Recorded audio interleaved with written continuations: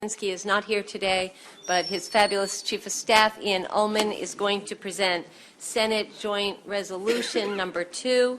Joining Mr. Ullman will be Charlie Cooper, Get Money Out, Ashley Sparks, Hank Prensky, Martin Wolf, Argentine Craig, and there will be others on another panel, but we'll start with this gang, and then oh, no, there are actually only two more. So if the two more want to sit in the front row, if there's not room, that would be Patrick Enright and Tina Copeland. And then we have some unfavorables. Thank you, Madam Vice Chair. Members of the committee, my name is Ian Ullman, as you know, and I am Senator Pinsky's Chief of Staff. This is not a new issue. It's been before this committee for many years and before this legislature. Senator Pinsky has long been a champion of reducing the influence of big money in politics. About 10 years ago, the Supreme Court upended over 100 years of precedent in the Citizens United decision, which unleashed unlimited dark money from unknown sources throughout the country, including in Maryland. So far, it hasn't had a huge impact in our state, but that doesn't mean it won't. And this resolution aims to address that by amending the Constitution. There's two ways to amend the Constitution. Everybody knows, I think, that Congress can propose an amendment that gets ratified by the states, and every amendment so far has gone through that process. But the Constitution also allows an amendment to be proposed through a convention that is called by 2/3 of the states. Either way, any amendment, whether it comes through Congress or if it comes through a convention, would have to be ratified by 3/4 of the states, which I think, if I do the math, is 38. Is that right? Yeah, 38 states would have to ratify any amendment to the Constitution. So why this resolution? Why now? You know, it's been 10 years. Congress is in no hurry to propose an amendment to overturn the decision. And the Supreme Court seems in no hurry to revisit this precedent. For that reason, 5 states have passed a resolution calling for a convention. Is that right? 5 states? Okay, great. And they are Vermont, California, Illinois, New Jersey, and Rhode Island. So we only need 34, so we're on our way. I think I'm going to let others on the panel address the issue of big money, and I'm going to take my remaining time to talk about some of the opposition that we've heard. And it seems to be mostly centered on this issue of uncertainty of what would happen if there were to be a convention. How do we know that the convention is going to stick to the issue at hand and not threaten core constitutional values, like the 14th Amendment and voting rights, budgetary issues, whatever. A couple of issues with that. One is this resolution has a 9-year sunset. So if there's no convention in the next 9 years, and I don't expect there to be one, we would have to revisit this. Additionally, this legislature has rescinded resolutions in the past calling for conventions. And that has happened within the last couple of years.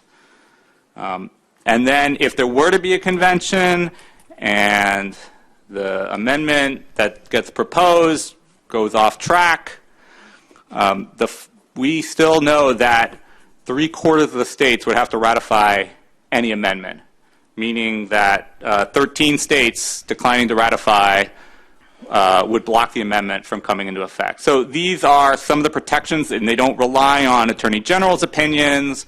They don't rely on questions about the power to constrain a convention. They are just the constitutional facts that would apply should something like this happen. So with that, I think, Madam Chair, I think everybody understands the issue, and I'll turn it over to this panel. At this side of the table. You can go in any order. Welcome. Oh, and apparently, I think that there is a 2 or 3 minute slide that they want to show while they're speaking, not in addition. We can do that. Yep. All All right, thank you. Mr. Cooper, are you going first or someone else? There you I go. am. Perfect. Good afternoon. My name is Ashley Sparks, and I graduated with a master's degree from Boston University School of Theology, the School of Martin Luther King Jr., and I am currently living in St. Mary's County and teaching in Charles. My opponents will try to frighten you with imaginary fears regardless of the facts or data by twisting the words of experts on the Constitution like Lawrence Tribe or Antonin Scalia. These fears are delusional and nothing compared to the real pain Marylanders are facing due to money and politics. The truth of the matter is, the ultra-wealthy have been systematically stealing the wealth and voting power from the working class through legalized bribery. Currently, 20 states are engaging in active voter suppression, and according to scholars, the bottom 50% of the U.S. population has no net worth and are collectively about $103 billion in debt. On the other hand, the top 1% saw their share of wealth rise in 2016. The methods of being able to do this varies, but one example is the fact the wealthy have a lower tax rate for dividends and capital gains compared to wages. Please see Amendment 1 for further details of these benefits. While I could go on about the data that supports our position, I would like to shift gears and share my story. Despite receiving a full-ride scholarship to Boston, I was unable to live there. Before someone tells me I should have worked part-time, I did. I worked 2 different jobs during the semester and 5 jobs over the summer. However, I was barely getting by. I lost 15 pounds in 1 year because I was going hungry. I knew a second year of school would not be possible for me, thus I turned to an institution that targets young college-educated women, egg donations. I don't want to attack egg donations, however, some clinics are predatory, and I was unlucky. After the operation, I could barely move due to extreme pain. I was suffering from a condition called ovarian hyperstimulation, which can be fatal. When I called the clinic to ask for help, they hung up the phone. This was fear. One last number. $1.5 trillion was the amount given in tax cuts to the wealthy in 2016, before I went through the operation. That number could have erased all student loan debt. My future, my very life, was put at risk to enrich donors. Due to money and politics, the handmaid's tale is a reality to me, and I can assure you the fear of the conviction is the true fiction here. I implore you to cast a favorable vote on SJ 12 because no student should have to go through what I went through. Thank you, Ms. Sparks. So sorry for your journey. Next witness, please. I'm Tina Copeland. According to a Washington Post University of Maryland poll, 96% of Americans blame big money for the dysfunction in our political system. I can tell you from talking to average folks at a shopping center in Maryland, they are disgusted by this corruption of our democracy. They are tired of an election system swamped with big dollars from wealthy elites, corporate interests, and possible foreign entities. They understand that those investing big in our elections reap the benefits in our tax laws, trade policies, and banking and environmental regulations. And we heard earlier from Senator Kramer speaking about toxic pollution, speaking of environmental affairs, and he is also a sponsor of this resolution.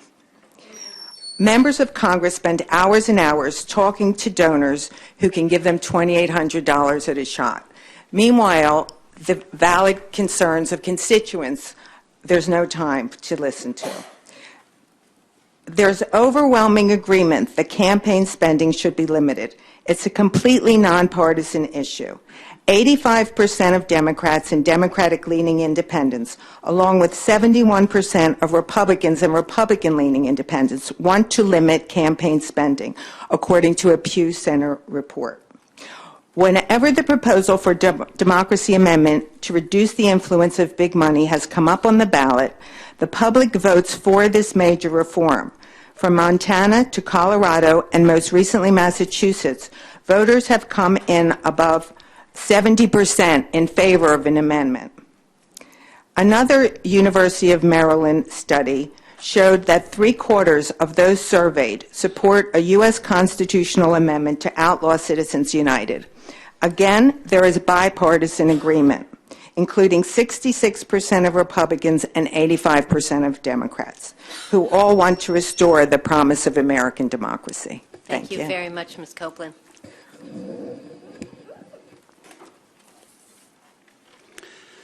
Mr. Prensky.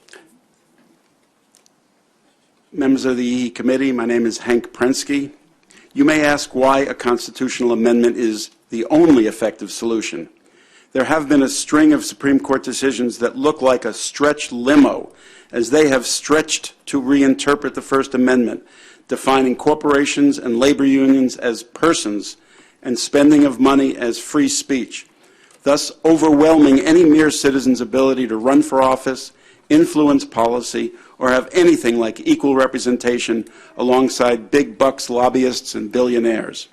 Decisions like Citizens United versus FEC, Buckley versus Vallejo, and McCutcheon versus FEC have systematically removed all limits on corporate, union, and nonprofit spending to influence elections.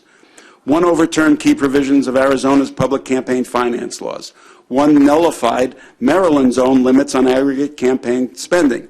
One threw out Montana's campaign finance laws without even granting a hearing. The current Supreme Court is certainly not about to change its interpretation of the constitutional rights of corporations. We are not about to get a more balanced Supreme Court, not for many years. The Roberts Court has exercised breathtaking judicial activism in the Citizens United case that started as a nonprofit group objecting to a statute limiting spending, was thus expanded by the court to grant for-profit corporations the right to spend unlimited sums from their corporate treasuries. No plaintiff had even requested such an expansion. With the present complement of justices on the Supreme Court, it appears that they won't be favorable to the interests of the average voter for decades. Even good reform laws passed by Congress or this state will be struck down by the court in its zeal to protect the fragile rights of the ultra-wealthy. We must exercise every tool available to pressure Congress and overrule Citizens United. Please vote favorably for the Democracy Amendment Resolution. Thank you. Thank you, Mr. Prensky. Next witness.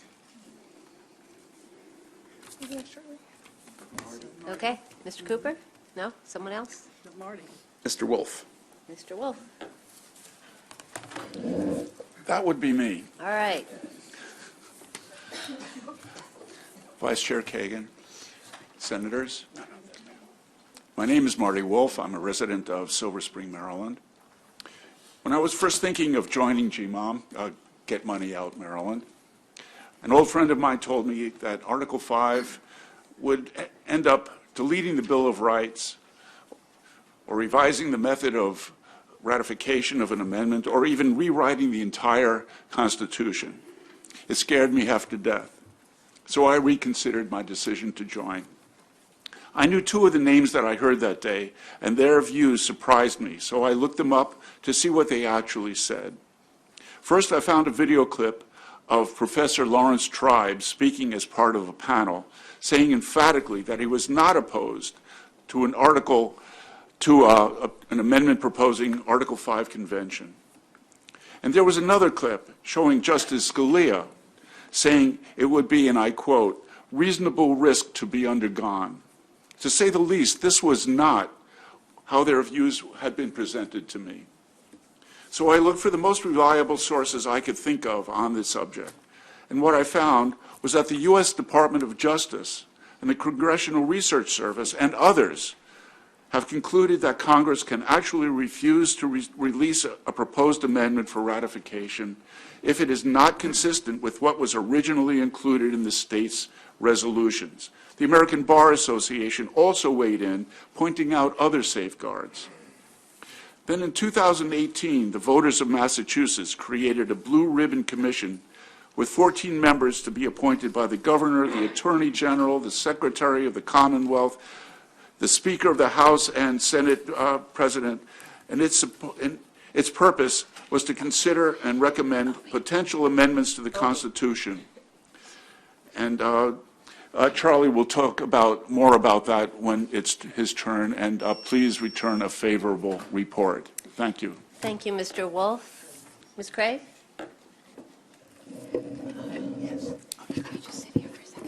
Good afternoon. I am Argentine Craig. I'm Professor Emeritus of doctoral students in the field of organizational management and human development. I have also been a citizen of Maryland for 50 years, district citizen in 43rd, and active on the city level regarding the upcoming census. I am here because I'm a volunteer, and I'm volunteering to an organization whose values of social justice, equity, and inequality. Under SJ2, Maryland would agree to join a limited convention only for one of three purposes: to affirm the right of every citizen to vote, to reserve constitutional rights to natural persons, and to regulate big money in politics. Corporations, unions, and other artificial entities are created by statute. We strongly believe that their rights and responsibilities should likewise be laid out in statute. The affirmative right to vote was written into the very first version of this legislation by then State Senator and constitutional scholar Jamie Raskin. The right to vote is not granted or secured by the Constitution of the U.S. The right of exemption from prohibitive discrimination is secured by the Constitution. The American Bar Association published an article on February the 10th, 2020, about purging voters from the rolls for flimsy reasons. This is only one of the many voter suppression techniques that have risen in the wake of another Supreme Court decision, Shelby versus Holder. The ABA author stated that this practice results in the deletion of hundreds of thousands of registrants each year. Very often these people get energized. And one last one. I remember the statement from Governor of Georgia, Abrams, who said that if I could add every citizen's affirmative right to vote in every local, state, and federal election, only then will we have the basis to finally eliminate all the forms of voter suppression which create the inequality we are fighting against. I hope that this committee will pass favorably on this resolution. Thank you. Thank you very much, Ms. Craig. Okay, Mr. Cooper, you're going to wrap us up. Members of the committee, Charlie Cooper for Get Money Your Out. mic's Your not on. microphone. It's not on? Press the button. There you go. Perfect. Charlie Cooper for Get Money Out. Almost perfect. So Ashley started talking about the vicious cycle of money in politics and benefits for the wealthy, and more money in politics and more advantage for them. And since the Citizens United era started in 2010, we've seen a big flood of money. But there's a paradox involved with the amount of money elections cost. So on this chart that I'm showing right now, you can see that the 2016 federal election, all the campaigns, all the dark money, all the super PACs spent $6.5 billion. But the tables have been so tilted for so long that the wealthy are accumulating amounts of money. And if we're going to say that it's free speech to spend any amount of money, you can see Mr. Bloomberg himself has 10 times what the federal election costs, and the 25 richest families have 12 times what he has. And then the bottom half of families in the U.S. have nothing. They have no net wealth. So we're asking for a favorable report, and we want to say that the Massachusetts Commission, which was put in place by the voters, studied this for months. They had experts come and testify, and they have issued their support for a limited purpose convention under the article. And then only last week, the House and Senate resolutions that are very similar to our resolution got a favorable report. This is the first time this has happened in Massachusetts. It hasn't passed yet, but they are making more progress than they've ever made because they've had experts studying it, and they have felt that it was safe and wise, and it deals with a greater threat than the threat of a possible convention. So we ask very much for your favorable support, and thank you for listening to us. Timing, everybody, and we have one more witness, Patrick Enright? Yes. Is that, okay. If you all could make one seat for Mr. Enright. Good to have you here again, sir. Good afternoon, Madam Chair, members of the committee. My name is Patrick Enright. I'm here to speak in favor of Senate Joint Resolution 2. I'm also here to dispel fears and trepidations in your heart that we're calling for a constitutional convention, and we're charging our delegates to a constitutional convention. This is 1787. This is a photocopy of Chapter 36, passed 26 May of 1787, Constitutional Convention in Philadelphia, for, among other things, the purpose of revising the federal system, and that's in quotes. We're not calling for that. We don't want that. We're calling for an amendment convention under Article 5 of the U.S. Constitution. So now we fast forward to 2020, SJ2. SJ2 is not open-ended as Chapter 36 of 1787 was. It's bounded. It's limited. SJ2 limits the purpose of an amendment convention. SJ2 restricts Maryland delegates. SJ2 is strictly bounded as to Maryland participation. As a matter of fact, Maryland doesn't have to participate in such of a thing as a runaway convention, as everybody's afraid of. I submit to you that more than half of the constitutional amendments currently in our Constitution started as a call for an amendment convention, but they never got to a convention. Why? Because Congress stepped in and took charge of the situation itself.